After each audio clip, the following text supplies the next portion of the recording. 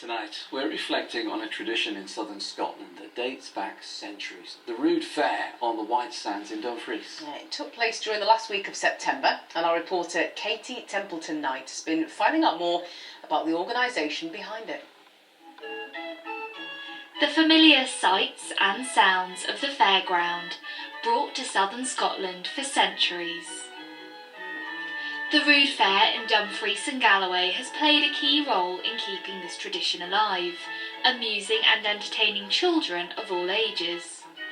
For Geraldine Reid, these memories are still vivid.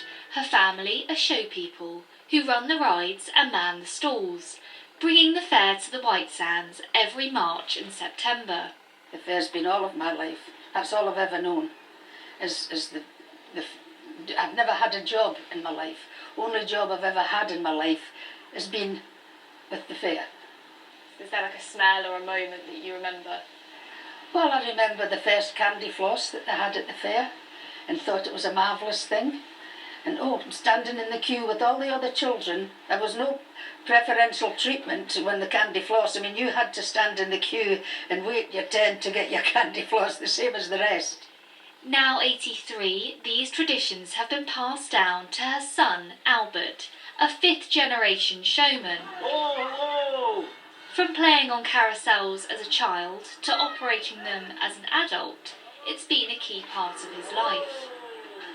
It's sort of steeped in the tradition of Dumfries as well. I think in the town, everyone knows the fair's here. Some people will be complaining about the roads getting closed, and for the younger generation, they're just looking forward to being able to come down and join in the fun and enjoy it.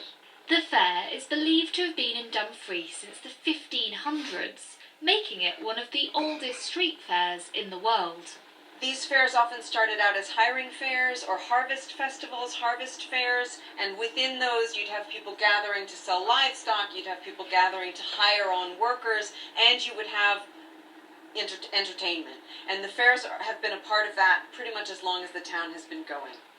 But it hasn't always been the smoothest of rides. The fair was cancelled during the pandemic and has often been plagued by floods and bad weather. This year, Storm Agnes once again threatened the Whitesands, and many had to take down what they'd spent days building. You know, everything's been cleaned, and then we'll have to very quickly dismantle it before we get flooded. But this is the third time we've had to dismantle in my lifetime.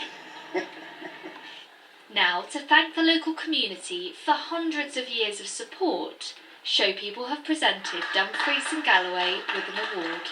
There is a magical thing about fair. I think fairgrounds are kind of an addictive thing a little bit. When you look at all the old rides, when you see the photographs, there's so many stories that we probably don't know about, and it needs research and needs looked at so that we can pass that on, but also hopefully the fair will keep going and it will give us a future history. There'll be more for people in the future to look back on.